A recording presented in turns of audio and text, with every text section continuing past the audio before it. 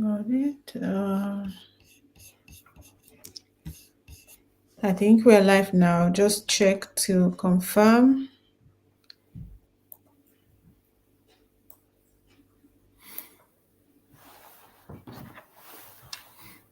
Okay.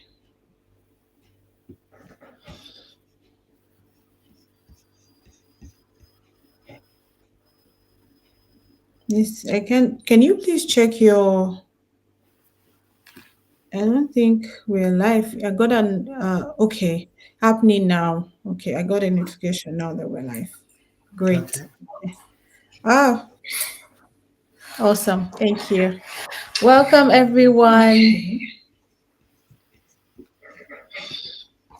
If you're here, let us know. We are live and share to others. And this can you please check your okay, that's my bad. So just a little few minutes to just wait for people to respond and we know that we're together and we're not just talking to each other alone. Okay, so far.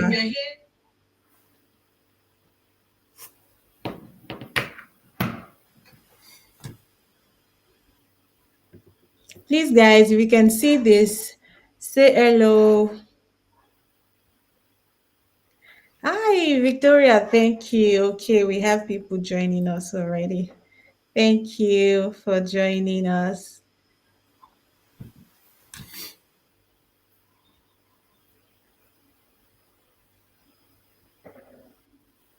Please share to others. Let them know we're here.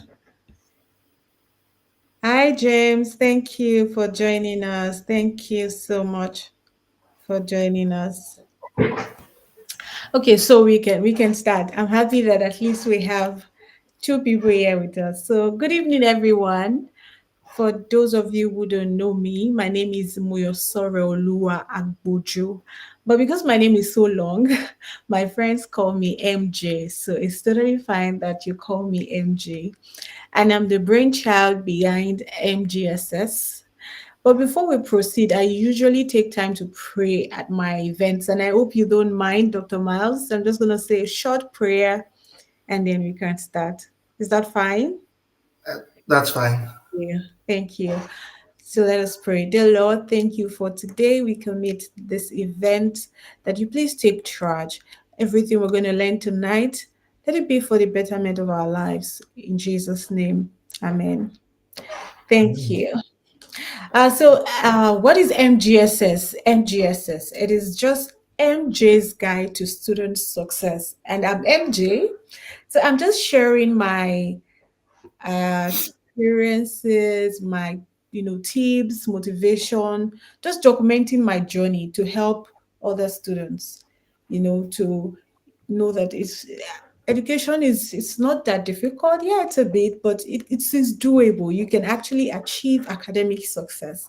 So basically, this monthly event is one of once in a month event that my community organized. And we have a WhatsApp community with over 160 members now.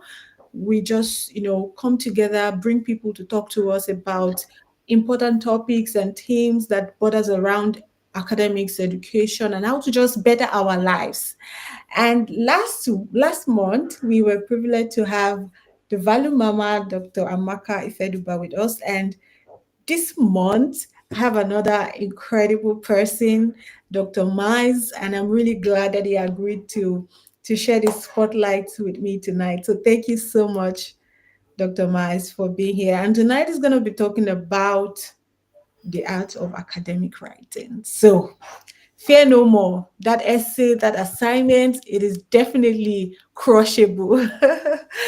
So I'm going to introduce you now very briefly, and then you can have the floor. Is that okay? That's fine. Yeah. Thank you, Dr. Miles. And I must really say that I really admire you. I mean, your work, the way Yeah. you share your story, you really motivate people, and you're a great lecturer. I mean, from the things you share, I'm really glad to have you in my network. Thank you. Okay. Thank you for the nice words. You're welcome. Okay, before the next word, I already see some people. So please give me a few minutes to just spotlight some of the amazing people that joined us tonight. Guys, you can also drop where you're joining us from and invite others, share to others, let them join so they can benefit. Victoria is saying hi, good evening, ma'ams and sirs. Thank you. James is saying he's live. Thank you, James. Mary saying hello, everyone. Hi, Mary. James is also saying hello. Thank you. Uriel is giving us what's the sign? I don't even know it, but Bakatia. Thank you for saying amen to the prayers. James would like to join the community. Okay, no problem. It's a very open one. Thank you, Folashade, for joining. Thank you, Divine. We're so happy to have you guys here. So please let us know where you're joining us from. And you can also share to your friends and let them join us tonight. Thank you. And don't forget to drop your questions. Everything's just going to be addressed. But before that, I'm going to introduce Dr. Miles. I need to know that I'm not murdering your name. So I'm going to pronounce it very carefully, Dr. Miles. Dr. Miles Ojabo. That's fine. Perfect. Great. Yeah. He is a university lecturer based in Melbourne, Australia. He teaches mental health and healthcare ethics. He also enjoys simplifying academic writing for students who struggle with it. You see, guys, we are in luck tonight because we all struggle with academic writing, and we have a professor who loves to do this, who enjoys simplifying it for us. Isn't that amazing? And he has worked as a mental health clinician across New Zealand and Australia. Outside the classroom, he is a proud supporter of his son's under 11 football team. Amazing. And I'm really glad that you're here with us. Please have the stage. And guys, don't forget to get a note and jotter because I'm also going to be jotting things down. Yeah. Okay. Um, good day, everyone. It's good morning from my end. Yes. I had to join at 5 a.m. and yeah, hopefully I don't wake people around my house. Yeah. So I'll share my screen.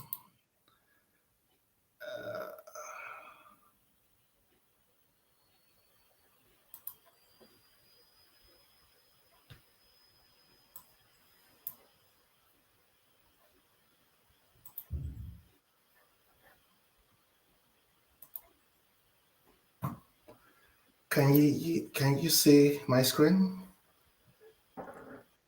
Maybe not from my end, but let me just quickly check. Uh,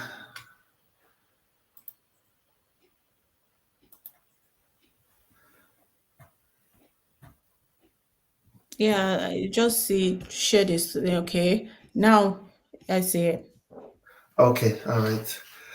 So we'll be looking at the paragraph because I think that's where everything starts. You know, once you don't know how to get the paragraph right, you know, you can't get anything right. So I thought we should start there. And yeah, and I think I've had a lot of questions around the literature review. So I think I would focus a little bit on the literature review.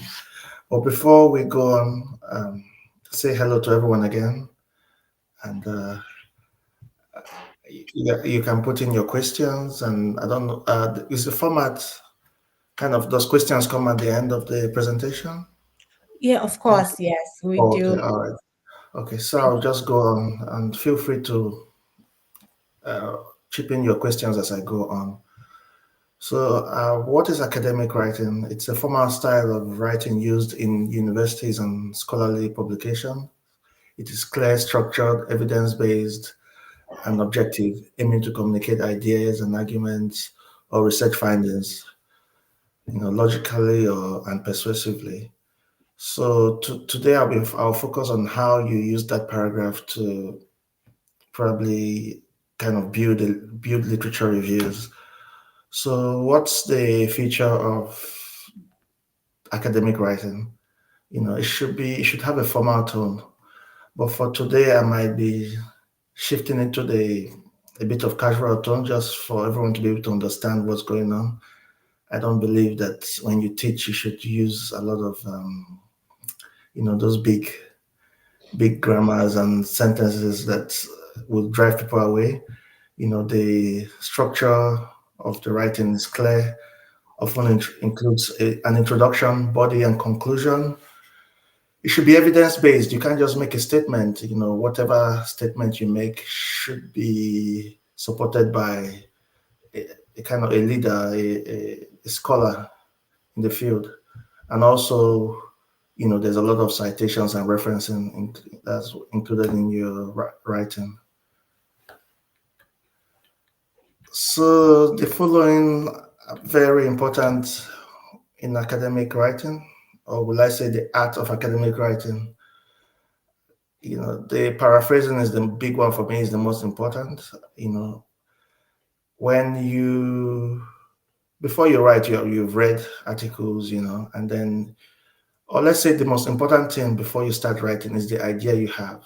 So supposing you have an assignment or an essay, you want to write on employment. You should have the idea. What about employment you want to write? Do I want to write on how I use, or you can use LinkedIn to kind of find the job that you want? If so, okay, what are the sources that can back up this idea that I have? And that's when I start reading articles, reading books that will back up my idea. And then I don't just copy and paste what I have read, I paraphrase them. Paraphrasing is very important for me because in that case, I would avoid being detected by these plagiarism softwares, But there's no harm still copying and pasting as long as you are referencing it right. Citation and reference is very important in academic writing. Citation is who you acknowledge when you write that sentence. Referencing is the act. And we often have an end list that has a reference that has all the references that you're going to use by the end of your writing. I would like to state here that I use the APA referencing style. I think for many of us viewers, we might be using different styles, but in all my studies, the universities I've taught in Australia, and most of my studies were done in New Zealand. The departments I've been part of, they've encouraged us to use APA 7. So if you are not used to APA 7, it's not too different. You can apply the same principles, and also if you're using the referencing software, you can easily change from one referencing style to the other. But for today, I will be focusing on APA 7. So this is one example of how to reference. I know a lot of us here might know how to put in that citation already. Yeah, but just for everyone to benefit from this presentation, I have kind of listed two sort of paragraphs here on how you can put in your reference. So you can see the cited line there. Employers frequently post job openings on the platform, often with the added advantage of integration into the applicant's profile, which can streamline the recruitment process. Ojabo 2025. So that's a cited line there, and you can also start a sentence with a citation, and you can see how I started there in the second paragraph there. Brown 2024 indicates that recruiters and hiring managers can view applicants' profile, and it goes on like that. And if you must copy and paste, you have to use quotations, and you see how I've used quotations here. I've put Ojabo 2025 page 2, so it doesn't, go off, because if you fail to add that page number, it might be a problem, especially if you're a student and you're expected to do a literature review or an academic essay. And also you can see the second paragraph there, how I have added the page two. So when you have more than one author, that you want to cite, it has to be like, if it's two authors, you can see Ojabo and Ede 2025. And if it's three or more authors, you can see Ojabo et al. 2025. So all these are little things that uh, some of my students miss even till this day. I teach second year students, first year students. Some of them have no understanding of these, and it can cause them to lose a lot of marks. So, how do you take charge of your writing? Just like I mentioned earlier, you have the idea in your head first before you start reading. And when you're reading, you're looking for what or the wordings that could back your idea. In those days when I was struggling with my own academic writing, I have an assignment, I see the question, and then I start reading articles related to that topic, and then I have all these ideas jumping at me, and then I have to write, I want to write about all these ideas, and it shows that my writing, it's all over the place. So for you to take charge of your own writing, stick to the topic, stick to the question you want to answer. Don't allow those ideas jumping at you to distract you. Just stay focused. You should be in charge of your writing. So this is an example of using a citation wrongly. I get students who write, and form a whole paragraph, and then at the end they just add a citation. I've had one student fight me. I said, "Oh, this is how she's been taught to reference, and that I can't fail her for doing it like this." And the funny thing is that she didn't want to learn, and hopefully she learned from the low marks she got from that essay. So this is another way students fail. They keep writing like this, and at the end of the essay they just leave an end list of references. It's not right. This is not academic writing.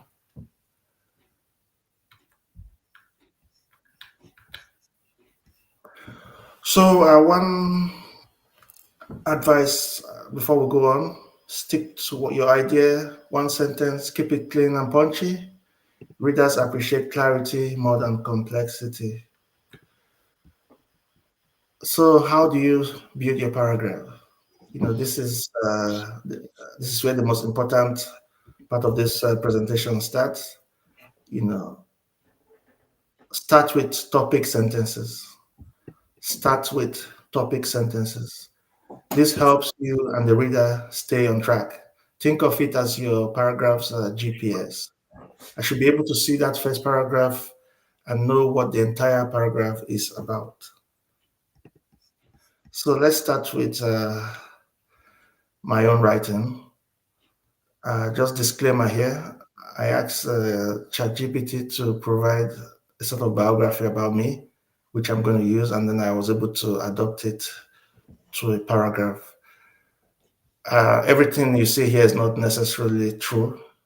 Some of it may be true, but a lot of it is not. So this is my topic sentence. Miles Ojabo did not originally intend to pursue a career in academia. So you can see probably the paragraph is going to be about how Miles got into academia. So let's go on. And then after that topic sentence, I introduce my first cited line. He left Nigeria with the aspiration of becoming a professor of creative writing. However, following the completion of his doctoral studies, he found himself teaching in the School of Nursing at Swinburne University of Technology. So if you look at the topic sentence, it doesn't really align with that next cited line. But let's just go on. He probably the topic sentence could have been, Miles did not originally intend to become a lecturer in nursing. And then the cited line now followed. And after that first cited line, what follows? You explain that cited line. And I think ChatGPT they've helped me to do this. According to the previously cited source, Ojabo undertook his training as a mental health nurse in a New Zealand hospital while concurrently pursuing his doctoral studies. So that cited line has been explained. So you see how our paragraph is developing. First, the topic sentence, secondly, the cited line, and then the explanation of the cited line. How is my paragraph so far? Ojabo did not originally intend to pursue a career in academia. He left Nigeria with the aspiration of becoming a professor of creative writing. However, following the completion of his doctoral studies, he found himself teaching in the School of Nursing at Swinburne University of Technology, Adeniyi 2024. And then the explanation of that cited line, according to the previously cited source, Ojabo undertook his training as a mental health nurse in a New Zealand hospital while concurrently pursuing his doctoral studies. So you see the paragraph is expanding, and what comes next? You add another cited line. According to Ajayi 2024, in a memo review, Ojabo teaches mental health nursing and ethics in healthcare. And then what comes after it? You explain that cited line. And the more you get familiar, I know some of us are already into this, but the more you become confident in developing your paragraphs like this, you can get creative. So with that last cited line I'm putting in, I can use 2 lines to explain that last cited line. But for a start, I would encourage us to stick to 1 explanation per cited line. Then as you grow in the process, you can become creative and play with it how you like. You can even use 3 explanation lines to explain 1 cited line. So this is my second cited line in combination with the explanation. So according to Ajayi 2024, in the memo review, Ojabo teaches mental health nursing and ethics in healthcare. And then you see how the explanation line comes in. Ajayi 2024 characterizes Ojabo as a lecturer whose teaching possesses the captivating quality of a Netflix drama. And then there's a second explanation line there. While his path to academia was unconventional, it represents an unexpected and noteworthy development in his professional trajectory. So you've put in your 2 cited lines there. How do you end that paragraph? You end it with what we call a transition line. These transition lines connect your ideas smoothly and guide the reader into what's coming next. So, as I said, you can get creative and add 2 transition lines if you like, but for a start, I would leave it at 1. So these are the transition lines I've used. While his path into academia was unconventional, I think this first line serves as both a transition line and also an explanation line for the previously cited sentence. So while his path to academia was unconventional, it represents an unexpected and noteworthy development in his professional trajectory. So you can see it's also summarizing what has been said in the paragraph. And then the second transition line is indicating that the paragraph explores Ojabo's life as a writer. That's the following paragraph that is coming, which we're about to go into. Examine his literary influences, themes, and experiences that have shaped his creative work. So this is what my paragraphs now looks like. You can identify the topic sentence. You can see the introduction of 2 cited lines there. You can see the explanations of these cited lines. And then you can see how I have ended the paragraph with a transition line. The transition line, as I said, gives a summary of the paragraph and also introduces the paragraph that is coming next. So, and that was how I built my second paragraph. You can see I introduced the next paragraph as, oh, we're going to look at Ojabo's writing. And that's how the second paragraph came in. If you can see there's a topic sentence there. Topic sentence is talking about Ojabo's writing. And then you can see the cited line there coming in. His debut work, Black River, garnered significant attention within several literary circles and book clubs. First citation. And then you see the explanation line coming through. The novel intricately intertwines the harsh legacy of slavery in America with elements of African traditional spirituality.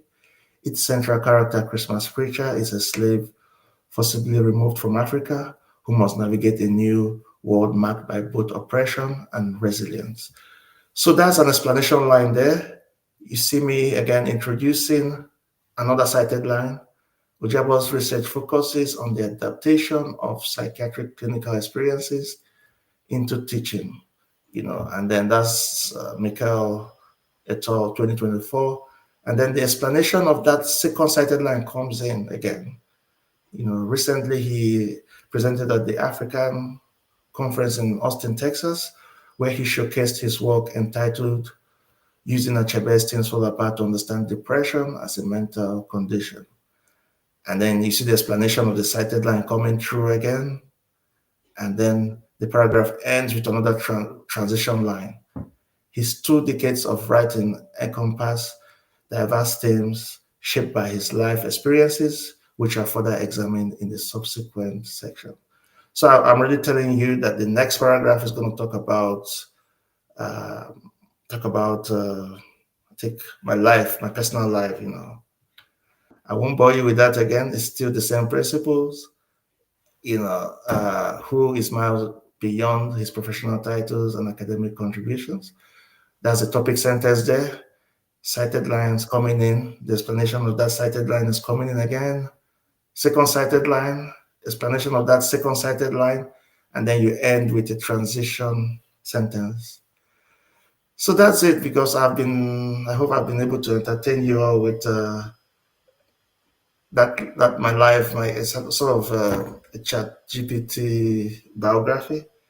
So let's get an example from a PhD thesis. And see how someone used this principle to build a paragraph. So I found this PhD thesis quite interesting. It's the use of telehealth for forensic, psychiatric, and the psychological pre-sentence report. It's by Amita Lakshman, 2024. She completed her PhD, I think, last year from the university where I teach. So let's look at her paragraphs. Well, this is the kind of the content, which guides you on, what she has done. So I was able to take a snapshot of her literature review. There's more. There's a lot of chapters in her doctoral thesis, but I wanted to focus on just the literature review. So just to keep it short, I had to focus on the chapter overview, because let's see how she applied that principle of building a paragraph to her chapter overview. And disclaimer here, since she's a doctoral student, she could explore.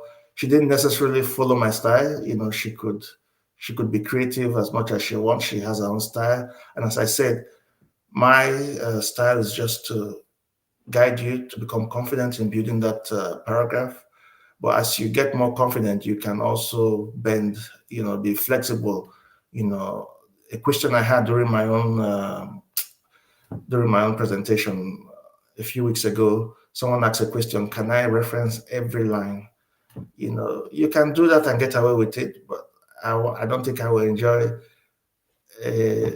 reading an essay where you are referencing every line and not explaining, giving any explanation lines to your cited lines.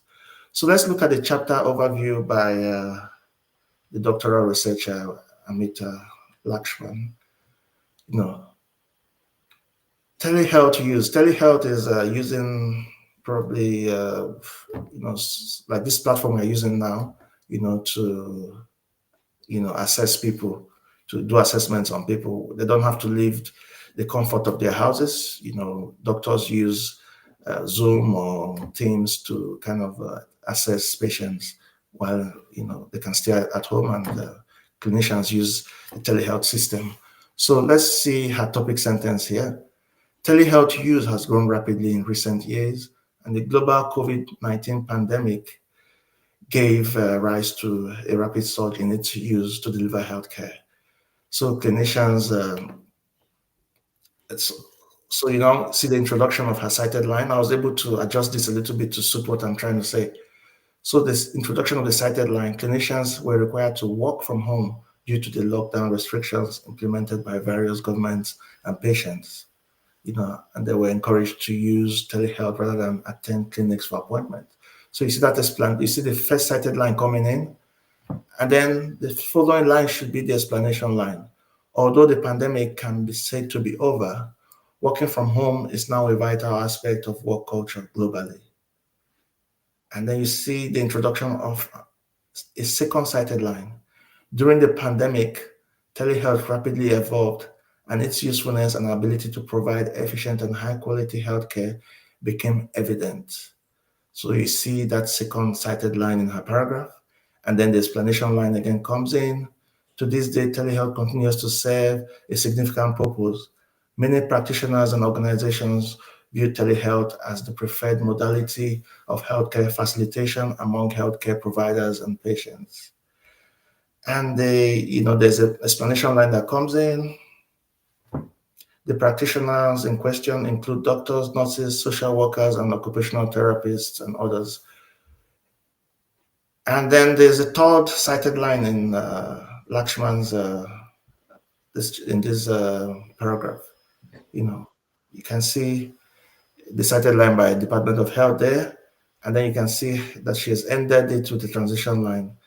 Telehealth continues to serve diverse purposes in the health sector. It has become integral in healthcare service delivery in over 125 countries. And this it now says that the subsequent paragraph shows more of the relevance. So I didn't bring in that second paragraph, but this chapter overview had two paragraphs. Going back to her table of content, you can see if you can build a paragraph with all these headings, before you know, your doctoral thesis is developing into a book, into a big project. Do we still have more time, NJ? How many more minutes do I have? Yeah, you have approximately 7 minutes, so keep 7 minutes, going. okay. All right, I think, yeah. So you can see the chapter overview there, 2.1. It had two paragraphs when I checked the thesis. The one on 2.2 there, the use of telehealth to deliver healthcare. Under it, you can see advantages of telehealth. I think the advantages had 5 paragraphs. So just imagine building the paragraph as I've just showed you guys, and before you know, you have a big doctoral thesis. Let's see what I did again from Lakshman's doctoral thesis. So I also looked into the disadvantage of telehealth to deliver mental health services. So where did I take that from? I took that from 2.3. I think those disadvantages she listed were 7 of them. But for today, I'll show us how she built just one paragraph. And if you can use the same principle, you can build 50 paragraphs if you want, depending on what you're writing about. So disadvantages of telehealth to deliver mental health services. You can see the topic sentence there. In another study, neuropsychological assessments were administered through telehealth for patients with mild cognitive impairments. That's the topic sentence. And then you see her introducing the first cited line. It was found that the use of telehealth did not yield significant differences in test scores compared to inpatient assessments. And then the explanation of that cited line is coming through again. Although there were no significant differences in test scores compared to the in-person assessments, there was variability in the findings that was attributed to slowed internet connections and the individuals in the sample aged over 25. That's an explanation line. And then there's this cited line coming in again. And I would also state here that the more citations you bring in, the better the work. I know she cited Bailey et al. 2017 and in two cited lines now. I think that reduces the quality of the work. But if you must do it, you just have to do it. I think the good thing is that she's already added the second citation there, which makes the work stronger. The second citation there by for the second cited line by Shigekawa et al. 2018. So we can see the explanation of the second cited line there. Currently, there appears to be a lack of information regarding populations that should be excluded from telehealth assessments. And I think she has merged the explanation of that second cited line with the transition line. And that transition sentence goes like this. And the subsequent paragraph focuses on associated challenges in the administration and scoring of psychological tests using telehealth. So, and also there are types of literature review. This one I've just showed you guys is typical, when it comes to masters and doctoral theses. When I got into academia, I started seeing some other forms of literature review, and there's the integrated literature review, there's a scoping review, there's a systematic literature review. All these can be published, as scholarly papers. I think I have had an attempt in doing an integrated literature review. This critically evaluates and synthesizes existing literature to generate new frameworks and perspectives. And then there's a scoping review that maps out existing literature on a broad topic to identify key concepts, types of evidence, and research gaps. And then there's a systematic literature review, which answers a specific research question by systematically identifying and appraising and synthesizing all relevant studies. But just because of time, let's focus on the integrated literature review. I'm not going deep into it. It's just to show us what to expect when we're writing an integrated literature review. The integrated literature reviews they're made up of all these call them chapters if you like, but if you bring all these together, it can form your literature review. The introduction, the background, the methods chapters, the findings chapters, discussion, implication, limitation, and then conclusion. Often the implication and limitation, they are not chapters. They can fall under discussion, or they can just be done just before your conclusion.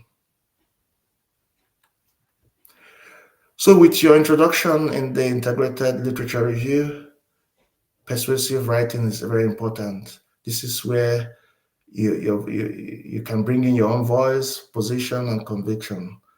Yes, within the bounds of evidence, but still with purpose. So you just imagine a lot of us that post here on LinkedIn. This introduction chapter should be your kind of hook. You don't have to follow that style I've introduced in building paragraph. You can introduce a few citations here and there, but it doesn't have to be like that. What I've just shown you guys on how to build a paragraph. And then with the background, this is like a mini literature review within the integrated literature review itself. And this is where critical writing is very, very important. It is where you can blend your interpretations with the view of other scholars. There's a persuasive edge to it, but it's mostly critical. You're not just summarizing what you've read of other people's work. You're building an argument. And that's why I say you cite one line, and then you have the explanation line. And as you get confident, you can have 3 explanation lines to one cited line, and I think that will make a good background. And then to the method section, this is where you describe and describe. You don't have you can cite here and there, just like you do in the introduction, and you're just telling us: are you using a focus group research style? Are you interviewing people for your? What are you doing for your? You're just describing. Explain what was done, how it was done, and why it was done. And then with the findings and discussion chapters, this is where analytical writing comes in. The difference between this and the critical writing is that you're breaking things apart. You can use the style I taught you on how to build a paragraph, but remember there's an edge to it. This is like you're explaining things more in details. You're discussing your findings. You're explaining why that finding is important. You know, always be grounded in evidence. It requires you to break things apart and show how the pieces fit into your research. And I think with the discussion chapter, you're also discussing your findings, and also you can apply what I've just taught you on how to build a paragraph. And with your conclusion, just like the introduction, you can bring in your own voice, position, conviction. You're summarizing the findings, and how it is important to the research world. And I think that's it. I think I'm under time. Yeah, Thank you so much, Dr. Miles. This has been very enlightening. yeah, Uh, you're welcome. Everyone, if you can hear us, please give your reactions to just say thank you to Dr. Miles. And please, now we'll take your questions, drop them in the comment, and I'll read them out. And while we're waiting for that, I would just like to catch up with the charts that we've had so far. And I must really confess that this is not the first time I'm attending your class. So, and it's definitely not going to be the last because I'm still a student too and I'm learning. And every time I learn new things. And to be honest, I never really used the transition line. I usually use mine at the end of each, for example, after my introduction, if I'm going to the next stage, then I use the transition light. Also, we call it signposting. I just signpost to say, okay, this is what I'm going to do next. It's called signposting. I mean, how I was taught by my professor. So I don't use it at each paragraph. But like you said, there are many ways to just do it. And it's good to also have another style. It's going to enrich my work now that I'm actually like doing my PhD. It's going to really make sure that my work is enriched. So thank you so much. You're Uh, welcome. we asked where people join from, and James is joining us from Abuja. Thank you for joining. We have here Kelechi. She said, "Nice to be here. Bumped on this live. It is good.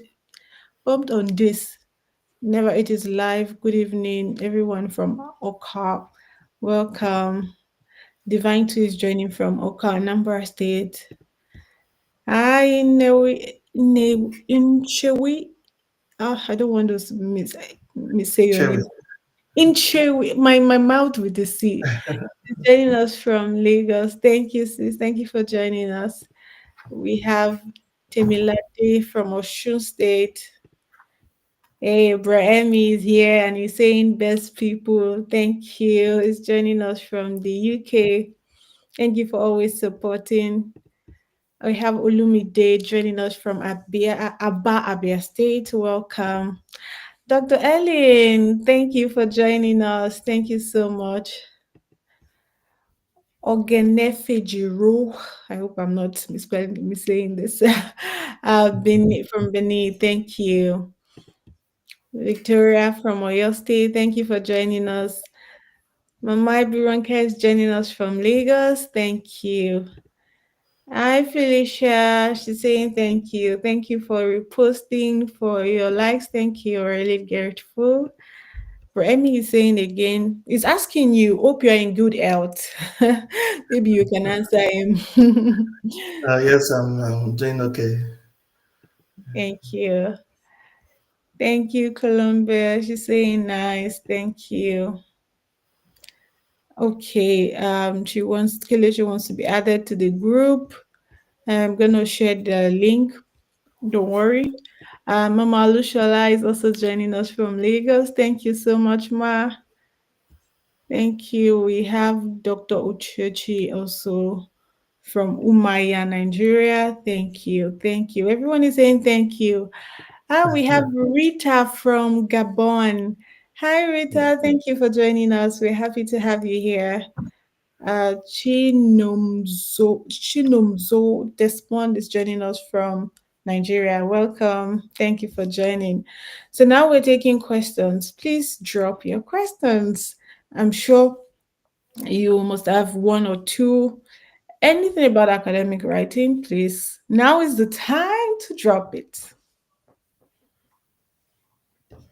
So maybe while we're waiting, I can set the ball rolling by asking you, like, what advice would you give a student? Because this past week, I don't know, I had someone asking me, and I don't know if he or she is still here, but was asking me that I'm supposed to submit a proposal, and this is what I found. And the person was like agitated and deadline and all that. So where would you advise a student to start from? I mean, you have probably an essay or you have to write a paper. You've said so many things about getting ideas. I understand, but where would you advise them to get these ideas from? Is it that they sleep and dream about it, or just what would you advise a student to do? It depends. What stage is the student? Are they looking for a PhD admission? Or, No, the person is currently a master's student, but now just for maybe bachelor's and master's level, for people who are yeah. still starting out, how would you like, I mean, suggest that they get their ideas from?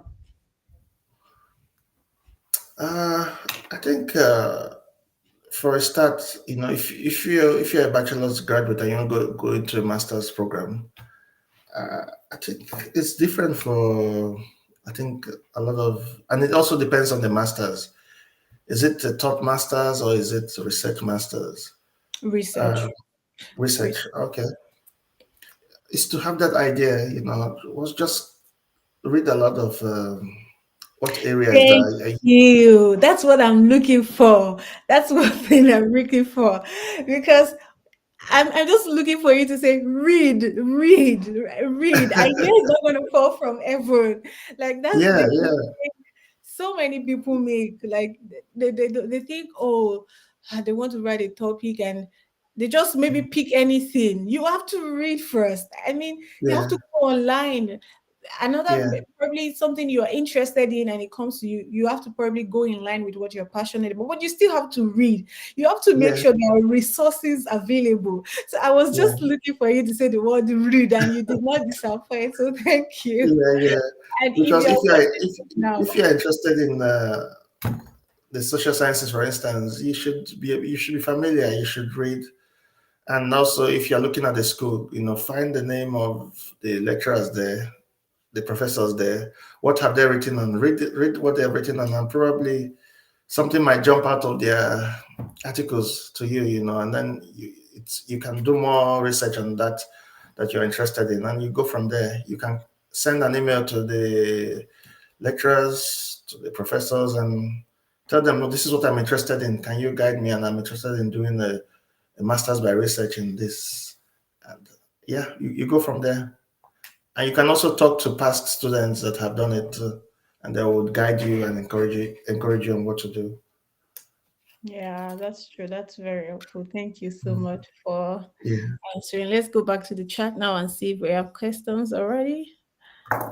Oh, not yet. We have Omobolanle joining us from Ireland. Hi, welcome. Thank you so much for supporting. Amara Chuku is also here from Umaya. Hi, welcome. But we don't have any questions yet so far. I It seems think very, you are the everybody. best teacher to teach because it seems everyone now can write an academic essay. So I'm gonna say kudos to you. You've done a very fantastic job that everyone understands, and there are no questions at all. So nobody wants to give me a hard time here. Come with some at least one or two questions. Guys, can you hear? Please drop your questions. Maybe they're still thinking about it. Okay. And while they're thinking about it, I'm gonna maybe do the job for them, ask some questions. I just got a question now, and it says, "What do you do when you're writing and you're stuck?" A lot of people will give you different advice. I think if you're stuck, you just give it 1 or 2 days, or even a week. You know, and also why not channel that? And if you still have some energy, channel it towards reading. Probably because when you read, a lot of ideas jump. They come at you, and you just note them down. So if I'm stuck, I'll just put everything aside and read. I have a supervisor at work, an associate professor, and a lot of these kind of questions come to him. And I think one advice he gave is, sometimes he uses drinking alcohol. He says he drinks, and when he's tipsy, he just write a lot of rubbish, and then the next morning when he's normal again, he would kind of polish all the rubbish he has written. So I don't do that, but he does his style. But I think what we can borrow from that style also is to write. So write, just keep writing. Don't edit anything. Write a lot of rubbish, and then go back and be that brutal editor, and Yeah. do that. But if you are stuck and you're really, really stuck, you can't move, then go and read. Just read and get your ideas from what you are reading. Yeah, I say this to my mentees as well, that Mm. you don't have to wait. I think they always want that chapter 1 to chapter 5 to just come at once, but that's not how it works. Today, Yeah, write a line. Tomorrow, write a paragraph. yeah, Just keep writing, and at the end, it will definitely make sense. And yeah, for me, when I feel stuck, I just take a break. I close whatever it is and I take a break, refine myself or, do something that I'm passionate about or cook or see Netflix, and then I come back to it and I'm calm. Then I can flow again. So just find yeah. what works for you. There are so many things. What works for you, but say no to alcohol, please. I think when I Now, was struggling with my own writing too, because I like to write very long. I like to like when I've done like 3,000 words a day, I'm happy with myself. But when I was struggling to write, I had a writer's block during one of my studies, and my supervisor was like, "Just write try to write 500 words a day." And 500 words a day for most of us is easy. So once you have that down a day, at least if you have 500 words a day for a week, you know what you have already. So it could be 250 words too. You don't have to put a lot of pressure on yourself. thank you for that. Yeah. Okay, let's go back to the chat. So I'm not the only one asking all the questions. Bremy is saying you made it easy with the slides, so no questions from here. Nice, nice. Rita, she says she has a question, and the question is I'm just curious which category of literature review does meta-analysis fall into among the three types of review you mentioned, Dr. Miles? Also, when do you decide which type of literature review to go for when trying to push in for publication? Let me repeat that. I'm just curious, which category of literature review does meta-analysis fall into among the three types of review you mentioned, Dr. Miles? Also, when do you decide which type of literature review to go for when trying to push in for a publication? Okay. Uh, this is a this is a question from from a from PhD candidate. a top scholar. Yeah, yeah, she is a scholar, but is a scholar. Yeah. Yeah, so that's the first part of that question, meta-analysis. I think that's the highest in my field. I don't know. It's the highest form of what do you call it? Research. Well, I think often it's a systematic that goes with it. I've seen meta-analysis that go with systematic reviews. Just pulling up my slides again. Um, so yeah, the systematic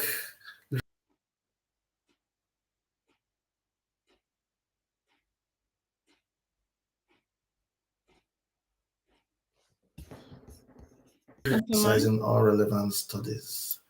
So I think and also you can also do your research. A lot of answers to the questions online, but I haven't Okay. done the meta-analysis before. Hopefully, I'll be part of it one day. And I the understand it. second part of that question, what Yeah, was that it? when do you which type of literature review would you go for if you're trying to publish, push for publication? I think you go with depends on the area, the topic you are interested in.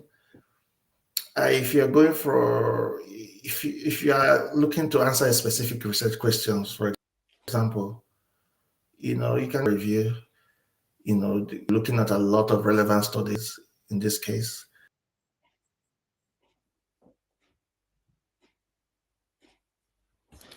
You're It seems looking at they're an starting area that from little you. research has been done in. There's not much. You can use the scoping review. Yeah, now it's better. Now we can hear you. Can you hear me? Yes, I can hear you now. Oh, okay. So did you hear what I said on systematic literature review? If you could repeat Or that, you it'd lost be me? very nice. Yeah. Oh, okay. So if you are looking to answer a specific research question, I'll go with systematic literature review. And if you're looking at an area that little research has been done in, you go to scoping review, to map out existing literature on the topic you're interested in. It can be if you want a quick one to, I think scoping review would be okay.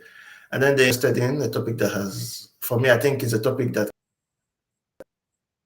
came into my head when I did an integrated literature review and synthesize existing literature to generate answer a mobile analyst question. I think with the top researcher that you are, I'll go with the systematic literature review. I'm sure she also knows the answer already. She's just asking for others and people like us who don't know to Okay, benefit. give me Yeah. a For the lack of okay. time, I would like us to move to the next question. Now we have so many questions. Rita is asking that she did not join early, but she noticed that everyone is beginning to sound alike in writing. How can she sound unique? How do we write to sound unique? Just like I said, those explanation lines that come after the cited line does a lot of magic. You're not just quoting other writers, you're not just citing lines. You cite a line, paraphrase it, in your own words, not just copying and putting those quotations, paraphrasing in your own words, and then using that maybe 3 lines. So that's if you become confident in your academic writing, you can use 3 explanation lines each time you cite someone, and that makes it more engaging, makes it more readable, and that's what I do. Some people don't like the idea. Some people feel like they need to cite every line, and that makes it easy, to lose your reader. So that's my Thank you. advice. So the last question for tonight. What is the best solution when there are limited research papers in your area, in your research area? That's a lot of problem people face. I've seen people who had this limitation, and it was so bad they had to change topics. They had to switch, and a lot. Other times, if you have a supervisor, they guide you, on what you can do. I think for me, when I had struggle one time, I had to expand my search. What am I look? What Because normally we encourage students to look at the last 10 years, but if there is nothing, we look at the last 20 years, the last 30 years, and I'm explaining why I'm bringing out this materials from the last, from long time ago. Is because there's nothing right now. So it's quite complex, and people deal with it in different ways. So Okay.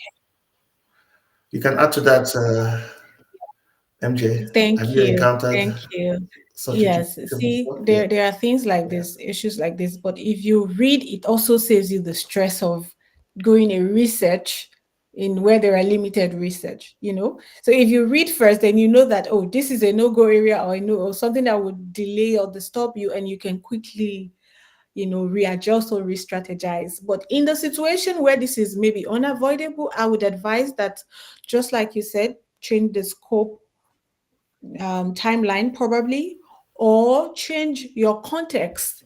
It could probably not it is not researched well in Germany, but it could probably be in Africa or in Nigeria or something like that. So you could look at the research context of the research, or the methodology you want to use could also help you. Those are the kind of ways that you can give relevance to the work you're trying to do. So Amombalale is saying, thank you, Dr. Miles. You did justice to the question. Tega, oh, I'm sure this is your wife. Hi, welcome. What a supportive wife. I can't believe she's awake at 4 a.m. to join you here. Oh, she said very insightful session. Thank you. Thank you for releasing him to join us. It's been quite enlightening. Thank you so much. We are glad that he was able to enlighten us tonight. And now we've come to the end. Oh, there's one question from YouTube. And if I don't ask this question, it might be tough because this is my husband's question. Sorry. He's asking, on the systematic literature review process, it has a basic notion of being reproducible. The process can be very daunting, but I see it is a methodology used in the medical line, but now adopted in other fields. Many feel other methodologies are biased, but systematic literature review is objective and transparent. What is your take on this debate? This is a debate that is going to take us forever. So maybe kind of just help us with a short answer. Did you get that question? Say Okay. it again. This on a systematic literature review process, it has a basic notion of being reproducible. The process can be very daunting, but I see it is a methodology used in the research line, in the medical line, sorry, but now adopted in other fields. Many feel other methodologies are biased, but SLR, Systematic Literature Review, is objective and transparent. What is your take on this debate? Do you think Systematic Literature Review is transparent and objective compared to other ones? That's the summary of the question. Yeah, during my study, I got to, not that I have any evidence to prove this, but it says it's the most, you know, it's the highest form of any literature review or research. And so I think I agree that it can be daunting, and that's why collaboration helps. If you have 10 or more people collaborating to do this, it can come up as being easy. I haven't done one before, so I won't say I know much about it, but yeah, collaboration will help to make it quite easy to tackle. But it's another, just like you said, another Yeah, subject it's for gonna another be a day, and long we can debate. discuss that. Thank you. Yeah. Okay, I didn't see the question. Is It's your on husband is YouTube. also a scholar? We're Or? viewing. We are. showing it on YouTube and LinkedIn. So you joined on LinkedIn, you can see it here. Yes, there are people on Oh, okay. LinkedIn. We have All right. 6 views currently on YouTube. So yes, Okay. Oh, that's thank good. you. Yeah. Thank you so much for your time. Now we've gotten so many feedback. James is saying thank you for the insightful session. Damilola is saying thank you, Doc. Yes, thank you. We have come to the end of today's event, and I'll just give a little announcement before I say the closing prayer and we can leave. Our next event is going to take place next month, and we're going to have Coach Adeoye talking to us about, you know, techniques to help us keep things in our memories as students, to help us learn learn things that will stay longer and we don't have to cram. And stay tuned and watch out for that. You're gonna see very soon next month on LinkedIn and also on our WhatsApp group. For those who would like to join our WhatsApp, I'm gonna put also in the comment, then you can just click the link and join us. Thank you. Thank you so much. Let us pray. The Lord, thank you for tonight. We're grateful for bringing Dr. Marks to enlighten us and to help us be better researchers. We pray that you bless him and keep everyone in Jesus' name. Amen. Good night, everyone. Thank you for joining Amen. us. We'll see you next month. Bye. Thank you, Dr. Miles, once again. Thank you so much for the Thank you. opportunity. I know I asked you a question. I was like, is your husband Oh, also a yeah, yes, scholar? yes, yes, he is. He is, he is, he is. I Okay. definitely cannot marry Okay. down. I married a scholar. But it Okay. is Okay. Okay. also, Yeah. is it just it's just rounding up the second masters right now, and he used the systematic literature review. So that's why I have the question. Oh, wow. He's Is the the expert S, that should come and talk about that. Thank you so much. Well, so he's No, a he's PhD still too, on the or? part, but he has to finish the second masters first, and then you start that too. Oh, okay. Okay. And I am currently doing my, yes, you're on I your am. doctorate. So, okay. And you've Oh, done, I how just long have you started. been I'm doing it now? presenting the ECAS conference in Czech Republic this week. Pray for me. Oh, wow.